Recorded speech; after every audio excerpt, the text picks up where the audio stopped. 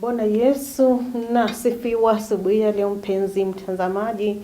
Basi karibu sana katika kipindi cha manyunyu ya baraka. Tuendelee na kunyunyiziwa hizo baraka na mtumishi wa Mwenyezi Mungu ambaye ni Pastor Samuel Mutinda kutoka kanisa la ABC Ngoleni, Mitaboni Pastorate, Machakos Sub-Headquarters.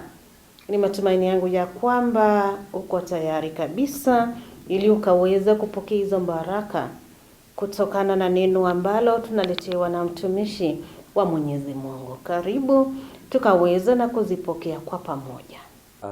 Naomba mtazamaji wangu asubuhi ya leo nipate kukaribisha katika neno la Bwana ambalo litatutia nguvu katika kipindi hiki cha manyunyu ya baraka, ili tupate kubarikiwa pamoja na tuzidi kuinuliwa pamoja. Kwa hivyo karibu sana na sana katika neno hili ambalo tutalipata katika kitabu cha Mwanzo, mlango ni wa 39, tusome mstari wa 20 hadi wa 22. Biblia inasema hivi: Bwana wake akamtoa Yusufu akamtia gerezani, mahali walipofungwa wafungwa wa mfalme. Naye akawamo umo gerezani. Lakini Bwana akawa pamoja na Yusufu, akamfadhili, akampa kimbali machoni pa mkuu wa gereza. Mkuu wa gereza akawatia mkononi mwa Yusufu watu wote waliofungwa waliomo gerezani, na yote aliyofanyika umo ndiye aliyefanya. Tuombe. Baba, katika jina la Yesu tunakushukuru kwa sababu ya neno lako.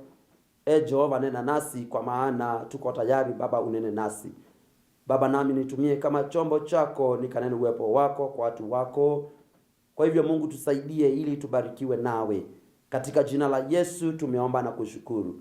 Amen. Amen.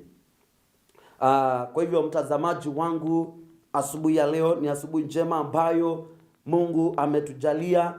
Ni siku ambayo Mungu ametenda vyema nasi, na kwa hivyo ni shukrani kwa Mwenyezi Mungu kwa maana ametujalia.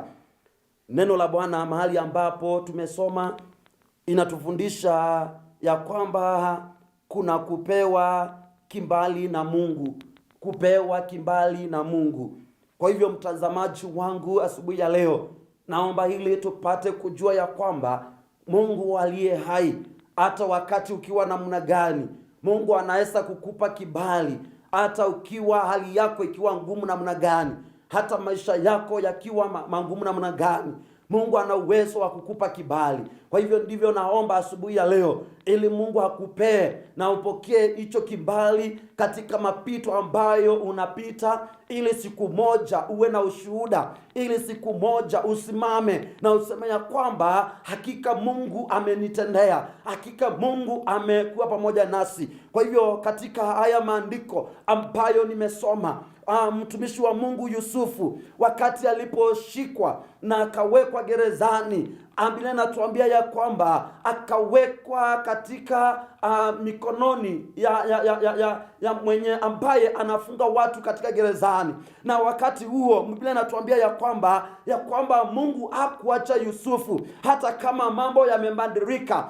Mungu hakumwacha Yusufu. Na hivyo ndivyo naomba asubuhi ya leo ujue ya kwamba vita ambazo tunapigana nazo, mambo ambayo tunayopitia, ujue ya kwamba Mungu yuko pamoja nasi na anatembea nasi kila wakati. Wakati ambao ni mgumu, wakati ambao umeingia katika shida, pale Mungu yuko pamoja nawe. Kwa maana Biblia inatuambia ya kwamba Yusufu wakati aliposhikwa na akawekwa pale gerezani, basi Mungu akanemesha neema pale, Mungu akampa kibali. Kwa hivyo mkuu wa gereza akampa kuwa mkubwa wa wale wengine. Kwa hivyo ni vizuri tujue ya kwamba hata wakati ambao uko kwa shida, jua ya kwamba pale pale Mungu ako pamoja nawe na atakupa kimbali pale. Usimamie hata watu ambao wanakunyanyaza pale wakuje kukuuliza ushauri, kwa sababu una neema ya Mungu pale, una kimbali cha Mungu pale. Kwa hivyo usikate tamaa wakati uko na shida, wakati umeangukia katika dhambi, jua ya kwamba Mungu yuko pamoja nawe pale na atakutoa pale kama utatembea na yeye. Kwa hivyo wakati ambapo watu wameinuka kinyume na maisha yako, jua ya kwamba Mungu yuko pamoja nawe. Biblia inasema ya kwamba shida na taabu ni chanzo cha kuinuliwa na Mungu. Kwa hivyo ni vizuri uelewe ya kwamba unapopitia katika shida ama changamoto ambacho unapitia, jua ya kwamba huo ni mwanzo ama ni chanzo cha kuanza kuinuliwa na Mungu. Kwa maana wakati unapoenda kusina kumuita Bwana katika shida ile, katika tatizo lile, jua ya kwamba Mungu atakuinua, na wakati atakapokuinua, hakika maadui watanyamaza, hakika watu watajua ya kwamba kunaye Mungu ambaye unamwabudu. Kwa hivyo mtazamaji wangu, usikufe moyo wakati unaona watu wamekutenga, unapoona watu wanakuwekelea mabaya, jua ya kwamba Mungu yuko pamoja. Usimwache Mungu kamwe, kwa sababu wakati umekufikia mgumu, Yesu atasimama nawe. Kwa hivyo jua ya kwamba Yusufu alipata kimbali kwa Mungu hata akiwa gerezani. Kwa hivyo ni mfano mwema wa huyu mtumishi wa Mungu Yusufu. Wakati alipokuwa pale gerezani, Mungu akampa kitu fulani ambacho Mungu alikuwa anataka ajidhirishe kwake. Kwa hivyo ni vizuri uelewe ya kwamba ukiwa katika shida ambayo umesimama katika hiyo shida, ama umekaa katika hiyo shida, watu wameenda mbali nawe, ujua ya kwamba kuna sababu ya Mungu kuwe pale. Na kwa hivyo ujua ya kwamba hata ukiwa pale, Mungu atakupa kibali chake, kwa maana akikupa amekupa, hata kama watu watakataa. Hivyo Yusufu wakati alipopewa kimbali akiwa pale gerezani, hii kumaanisha ya kwamba wakati ambao umefungwa, wakati ambao uko pale kwa shida, hata ya kwamba baraka za Mungu utazipata kwa jina la Yesu. Hata kama umefunga duka, ujue ya kwamba Yesu yuko pamoja nawe na atakusaidia. Jambo la mwisho, Mungu wetu tukiwa naye hawezi kutuacha hata tukiwa katika shida. Mtazamaji wangu, tujue ya kwamba Mungu ambaye alituumba, Mungu ambaye alituokoa kutoka dhambini, huyo Mungu anasema ya kwamba hata tukiwa katika shida hata tuacha kamwe. Kwa hivyo jua ya kwamba kuna kuachwa na watu wanakunenea mambo haya, watu wanakufanyia mambo haya, lakini ukisimama na Mungu, atazidi kuwa Mungu katika maisha yako, atazidi kuwa Mungu katika maisha yako na kwa familia yako. Kwa hivyo jua ya kwamba kimbali hutoka kwa Bwana, kimbali hutoka kwa Bwana. Hata ukiwa kwa shida gani, usikupe moyo, jua ya kwamba Mungu ataleta njia, jua ya kwamba Mungu atasimama nawe. Biblia inasema ya kwamba tusikupe moyo, hata tukipita katika mapito ya gani, tujue ya kwamba Mungu anatembea nasi. Kwa hivyo Mungu atubariki na abariki neno lake. Amen. Tuombe. Mtakatifu, tunakushukuru kwa sababu ya neno lako. Mungu, endelea na kufuatilia neno lako, kwa maana hakika linatujenga kila wakati, kama vile mtumishi wako Yusufu, ingawaji watu walimwekelea mambo mabaya mpaka akafungwa, lakini akiwa pale Jehova au kumwacha, ulitenda vyema kulingana na mapenzi yako. Hivyo Mungu tunakuomba, kwa sababu kuna mtazamaji ambaye na mambo amepitia magumu kiasi ya kwamba anaona ya kwamba hafai. Hivyo Mungu naomba hakika uneemeshe neema kwake na umpe kimbali katika maisha ni mwake, ili siku moja awe na jambo la kusema hakika umemsaidia. Hivyo Mungu naomba, ili Mungu usidi kusimama nasi, usituache, vile neno lako imetuambia ya kwamba hata Yusufu akiwa katika shida au kumwacha, na ulitembea naye ukampea mawazo na mambo mengi ambayo ni utukufu wa jina lako. Hivyo Mungu twaomba ili utusaidie sisi sote kwa ajili ya utukufu wako. Katika jina la Yesu tumeomba na kushukuru. Amen. Neema ya Mwenyezi Mungu katikati ya majaribu. Hapa tumeweza na kuona vile ambavyo neema ya Mwenyezi Mungu iliweza na kutembea na mtumishi wake Yusufu mpaka pale gerezani. Hakika Yusufu aliweza na kutiwa pale gerezani, hakuwa na makosa yoyote, lakini Mungu alikuwa anamwandaa kwa jukumu ambalo lilikuwa mbele yake, ambayo ilikuwa kubwa. Neema ya Mwenyezi Mungu, yani mpaka ilitembea pamoja naye ikamfunika, mpaka mkuu wa gereza makaona kwamba hata yani mpaka mfalme akaweza na kuona kwamba huyu anafaa kuwa kiongozi pale gerezani.